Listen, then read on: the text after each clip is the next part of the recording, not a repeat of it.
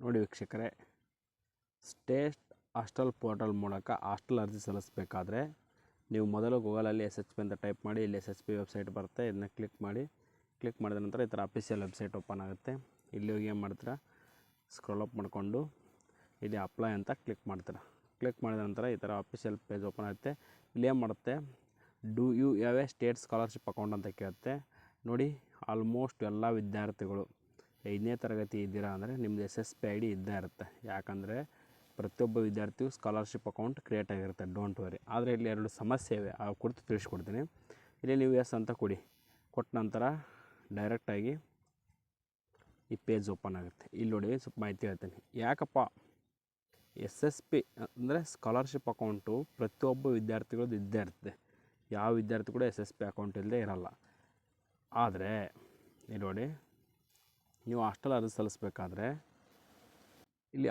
ಸಲ್ಲಿಸಬೇಕಾದ್ರೆ ಇಲ್ಲಿ ನಿಮ್ಮ user I D ಅಂತ ಕೇಳಿದಾಗ ನೀವು ಏನಾಗ್ತೀರಾ, ನಿಮ್ಮ ಒಂದು SATS ನಂಬರ್ ಹಾಕ್ತೀರಾ.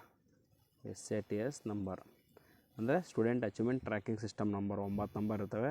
ಆ ನಂಬರನ್ನು ಎಂಟ್ರಿ ಮಾಡ್ತೀರಾ. ಬಟ್ ನಿಮಗೆ ಪಾಸ್ವರ್ಡ್ ಗೊತ್ತಿರಲ್ಲ. ಓಕೆ, ಪಾಸ್ವರ್ಡ್ ಗೊತ್ತಿಲ್ಲ ಅಂದರೆ ಏನು ಮಾಡಬೇಕಂದ್ರೆ ಇಲ್ಲಿ ನೋಡಿ, ಫಾರ್ಗೆಟ್ ಪಾಸ್ವರ್ಡ್ ಮರೆತಿರುವಿರ ಅಂತ ಇರುತ್ತೆ. ಇದನ್ನು ಕ್ಲಿಕ್ ಮಾಡಿದಾಗ ಏನಾಗುತ್ತೆ ಅಂತ ನೋಡಿ. ಈ ಥರ ಬರುತ್ತೆ, ಸರ್ವರ್ ಎರರ್ ಇನ್ ಅಪ್ಲಿಕೇಶನ್ ಅಂತ. ಈಗ ಏನು ಮಾಡ್ಬೇಕಪ್ಪ ಅಂದರೆ ನೀವು ಡೈರೆಕ್ಟಾಗಿ ನೋಡಿ, ಈ ಥರ ಬಂದಾಗ ಗೂಗಲಲ್ಲಿ SSP ಪ್ರೀ ಮೆಟ್ರಿಕ್ ಸ್ಕಾಲರ್ಶಿಪ್ ಅಂತ ಕ್ಲಿಕ್ ಮಾಡಿದ ನಂತರ ಇಲ್ಲಿ ನಿಮ್ಮ ಒಂದು ಮೆಟ್ರಿಕ್ ಪೂರ್ವ ವಿದ್ಯಾರ್ಥಿ ಅಂತ ಇದು ಕ್ಲಿಕ್ ಮಾಡಿದ ನಂತರ ಈ ಥರ ಅಫಿಷಿಯಲ್ ವೆಬ್ಸೈಟ್ ಓಪನ್ ಆಗುತ್ತೆ. ಇಲ್ಲಿದೆ ನೋಡಿ, ಇದನ್ನು ಕ್ಲಿಕ್ ಮಾಡಿ. Application submission for fry matric scholarship 2023-24 ಅಂತ ಇದನ್ನ ಕ್ಲಿಕ್ ಮಾಡಿದ ನಂತರ ಈ ಥರ ಪೇಜ್ ಓಪನ್ ಆಗುತ್ತೆ.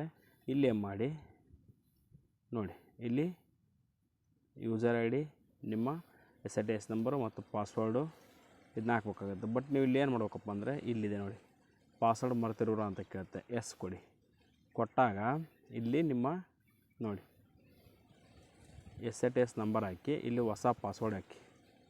ಇಲ್ಲಿ 2 ಕಡೆ ನಿಮ್ಮ SATS ನಂಬರು ಇಲ್ಲಿ ಹಾಕಬೇಕು, ಇಲ್ಲಿ ನಿಮ್ಮ ನ್ಯೂ ಪಾಸ್ವರ್ಡ್ ಹಾಕಿ ಗೆಟ್ OTP ಅಂತ ಕೊಟ್ಟಾಗ ನಿಮ್ಮ ಒಂದು OTP ಬರುತ್ತೆ.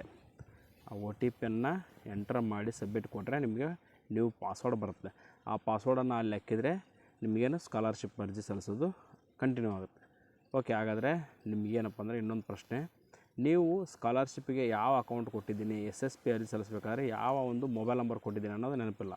ಆ ಕಾರಣಕ್ಕಾಗಿ ಏನು ಮಾಡ್ಬೇಕಪ್ಪ ಅಂದರೆ, ನಿಮಗೆ ಮೊಬೈಲ್ ನಂಬರ್ ಗೊತ್ತಿಲ್ಲಪ್ಪ ಅಂದರೆ ನೀವು ನೋಡಿ ವಿದ್ಯಾರ್ಥಿಗಳೇ, ನೀವು SSP ಅಂದರೆ ಸ್ಟೇಟ್ ಹಾಸ್ಟೆಲ್ ಪೋರ್ಟಲಲ್ಲಿ ನೀವು ಸ್ಕಾಲರ್ಶಿಪ್ ಫಾರ್ಗೆಟ್ ಪಾಸ್ವರ್ಡ್ ಹೊಡೆದಾಗ ನಿಮಗೆ ಮೊಬೈಲ್ ನಂಬರ್ ಗೊತ್ತಿರಲ್ಲ ಅಂದರೆ OTP ಬರಲ್ಲ ಅಂತ ಹೇಳ್ಬೋದು. OTP ಬಂದಿಲ್ಲ ಅಂದರೆ ಏನು ಮಾಡ್ಬೇಕಪ್ಪ ಅಂದರೆ, ನಿಮಗೆ OTP ಬಂದಿಲ್ಲ ಅಂದರೆ ಫಾರ್ಗೆಟ್ ಪಾಸ್ವರ್ಡ್ ಹೊಡೆದಾಗ ನೀವು ಹತ್ತಿರದ ಉದಾಹರಣೆಗೆ ನೀವು SC ಮತ್ತು ST ವಿದ್ಯಾರ್ಥಿಗಳು ಅಂದರೆ ಪರಿಶಿಷ್ಟ ಜಾತಿ ಮತ್ತು ಪರಿಶಿಷ್ಟ ಪಂಗಡದ ವಿದ್ಯಾರ್ಥಿಗಳಾಗಿದ್ದರೆ ಸಮಾಜ ಕಲ್ಯಾಣ ಇಲಾಖೆಗೆ ಭೇಟಿ ನೀಡಿ, ಹಿಂಗೆ ಸರ್ ನಮ್ಮದು SSP ಪಾಸ್ವರ್ಡ್ ಮರೆತಿದ್ವಿ ಅಂತ ಹೇಳಬೇಕು. ಹೇಳಿದಾಗ ಅವ್ರು ಏನು ಮಾಡ್ತಾರೆ, ನಿಮ್ಮ ಒಂದು SATS ನಂಬರ್ ಕೇಳ್ತಾರೆ. ನೀವು SATS ನಂಬರ್ ಹೋಗ್ಬೇಕಲ್ಲಿ. SATS ನಂಬರ್ ತದನಂತರ ನಿಮ್ಮ ಹೊಸ ಮೊಬೈಲ್ ನಂಬರ್ ಅಥವಾ ನಿಮ್ಮ ಮೊಬೈಲ್ ನಂಬರ್ ಹೇಳ್ರಿ ಅಂತಾರೆ. ಆ 10 ಸಂಖ್ಯೆ ಮೊಬೈಲ್ ನಂಬರ್ ಹೇಳಬೇಕು. ಹೇಳಿದಾಗ ಅದನ್ನ ನಿಮಗೆ ಅಪ್ಡೇಟ್ ಮಾಡಿಕೊಡ್ತಾರೆ. ಆ ಅಪ್ಡೇಟ್ ಆದ ಮೊಬೈಲ್ ನಂಬರನ್ನು ನೀವು ಮರಳಿ ಬಂದು ಫಾರ್ಗೆಟ್ ಪಾಸ್ವರ್ಡ್ ಹೊಡೆದಾಗ ಅಲ್ಲೇನಾಗುತ್ತೆ, ಫಾರ್ಗೆಟ್ ಪಾಸ್ವರ್ಡ್ ಹೊಡೆದಾಗ ನಿಮ್ಮ ಹೊಸ ಮೊಬೈಲ್ ನಂಬರ್ ಅಪ್ಡೇಟ್ ಮಾಡಿರ್ತಿರಲ್ಲ, ಅದಕ್ಕೆ OTP ಬರುತ್ತೆ. ನಂಬರ್ 1. ನಂಬರ್ 2 ಏನಂದರೆ, ನೀವು ಕ್ಯಾಟಗರಿ 1, 2A, 3A, 3B